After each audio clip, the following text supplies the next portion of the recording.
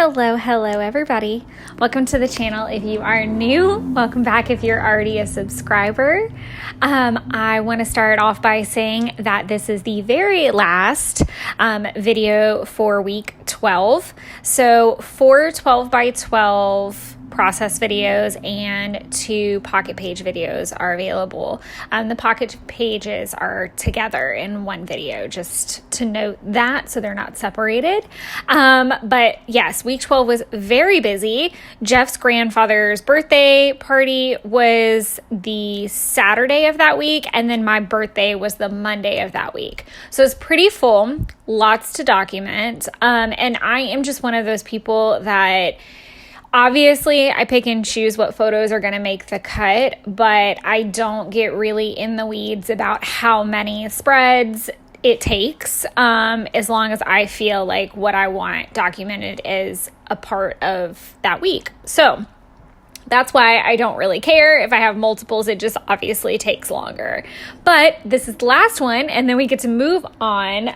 We're going to do, obviously, week 13. After this, we'll have a nice little August flip through for you guys on Sunday, though. So make sure you guys check that out if you're a planner babe and here for that goodness. But now I'm going to talk about product a little bit. This spread actually came together pretty easy. It took me about an hour. I did have to take a little break to let the Distress Oxide inks dry. So obviously I stopped for that, which was kind of nice because I got to clean up a little bit and prep off camera while that was happening. So it did feel very productive. I have been incorporating the distress sprays into the layouts for this particular week, and I feel like a lot of it was because it made the spreads look very simple and clean, because I think on the first one I did use enamel dots and I didn't love how it came out. It felt like it was missing something. I feel like the spray adds that little bit of distress, and a lot of the collections I used had that homey element, had that warm element, and that distress element. So that was just something that I enjoyed being able to incorporate this particular week, because it doesn't always go with the vibe. These are pages from the Heritage Collection. The background paper is from the 12 by 12 pad. This one that I am playing with now, I do not have the name of it in front of me, but it is one of the double-sided papers that I did get from Joann's that goes with the collection. And then the Little Generations 4x6 card, I tried to move it so that I could staple it. No dice. But I did make the staples work. And that's why it pulled off camera for a little while. I had to kind of contort it a bit. But the Little Generations card is actually from a cut-apart page from the collection.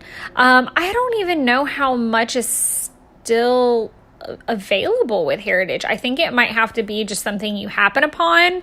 I bought a ton of the collection just because I love vintage things, and Binks had to make an appearance naturally.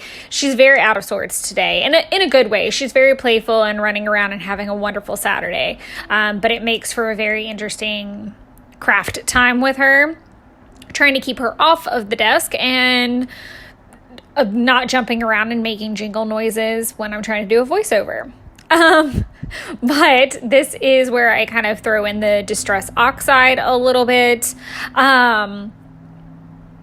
I feel like I forgot to say something. Maybe I'll circle back to it. Remind me if I did forget to say something that was important. But I did use 2 different Distress Oxides, the Lilac, and I also used Vintage Photo, I think are the colors that I pulled. Yeah, because Walnut Stain is much, much, much darker. But I did have to let them dry so that they didn't meld together. I wish that the Lilac hadn't been as bright. I thought it was going to kind of mute down a bit more and to match that kind of periwinkle color that was in that I think I did cut it down to 6x8 size. That's the background. The washi is just a little bit for my stash. It's just like a brown grid. It's nothing super fancy.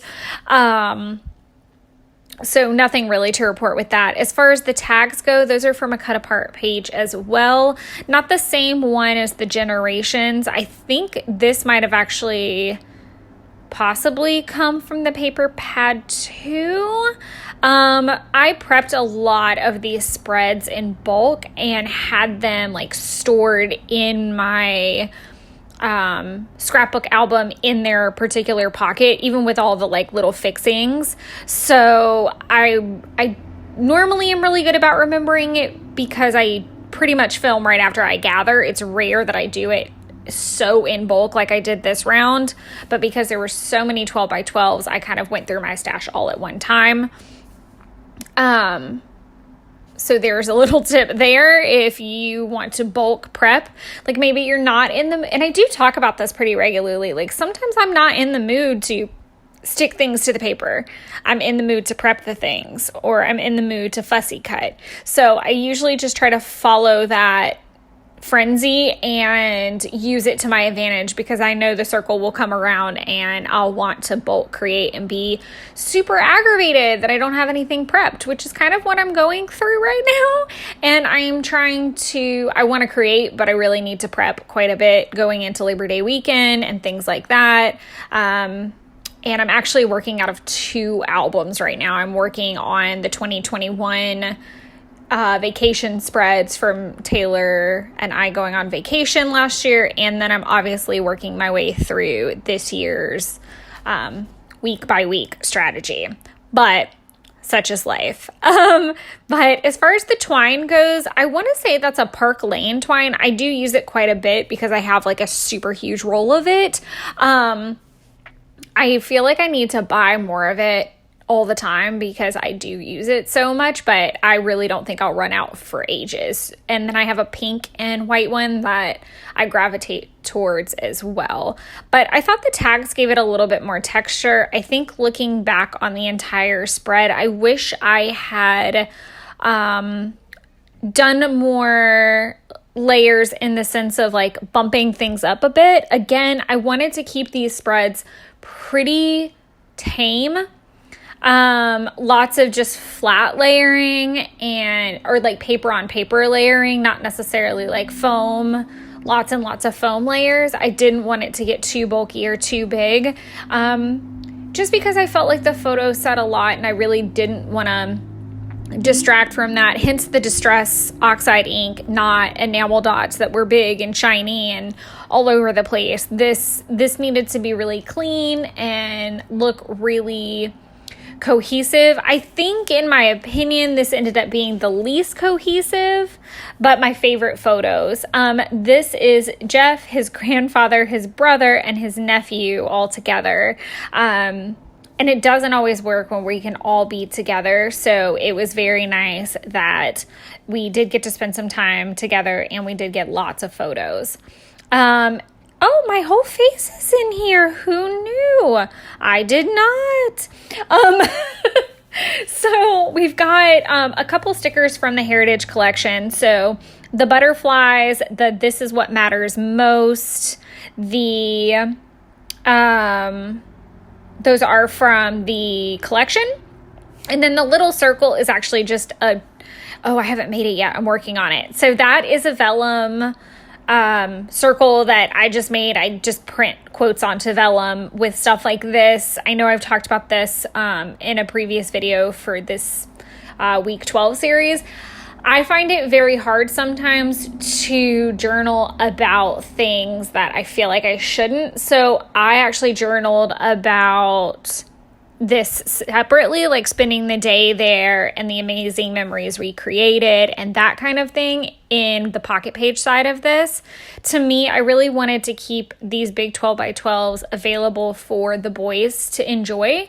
And I either wanted them to contribute to the journaling, or I wanted to just have it like a simple quote and simple titles just to appreciate the memory, but not necessarily speak to it from my perspective. I wanted it for them, and I was very intentional about that with these 3 spreads that I did for them. So the quote says, grandparents give unconditional love, kindness, patience, humor, comfort, and lessons. And I feel like his pawpaw reminds me so much of my own. And again, I've talked about that in other places, not on this spread, I don't even think in this album. I think it's like in a separate journal. But I do enjoy seeing them all together, and it definitely makes me miss my grandfather. So that was just a really simple embellishment. I don't know that I love that it's a circle when there's really, I guess like the little portrait of the boy is kind of circular, but that was a little off. I could tell that I was kind of out of practice, that I really hadn't scrapbooked in a couple weeks, and it felt clunky. I think the spread turned out fine though, in all honesty. Like, I'm going to keep it. It's fine. And then the Love a Lot and the Family Matters were actually from a Jen Hadfield sticker book. And that's kind of it for product other than the vellum foliage that I did in a mass batch with the Inky Quill stamp set onto vellum, and I just think it's beautiful. But yeah, I struggled with 2 butterflies or 3. My favorite number is 3, rule of 3. It's a crafter thing. So I struggled, but I think the 2 on their own is perfect. I do like that everything is just a nice little cluster down there, and I think all in all, you know, even though I was a little out of practice, the spread came together pretty nice. So I hope you guys enjoy it. I hope you guys are having a lovely end of summer and getting as excited about fall as I am. If you have any questions, feel free to drop them down below. I'm happy to answer. I am actually getting a little bit ahead on content because of these bigger spreads, so I can start working on descriptions again. But as always, if you have questions, ask. And as always, I appreciate you all so much. I know I say it in every video, and I hope that you guys understand how much you mean to me and how much your support means to me. Until the next video, I hope you guys stay well, happy, and healthy.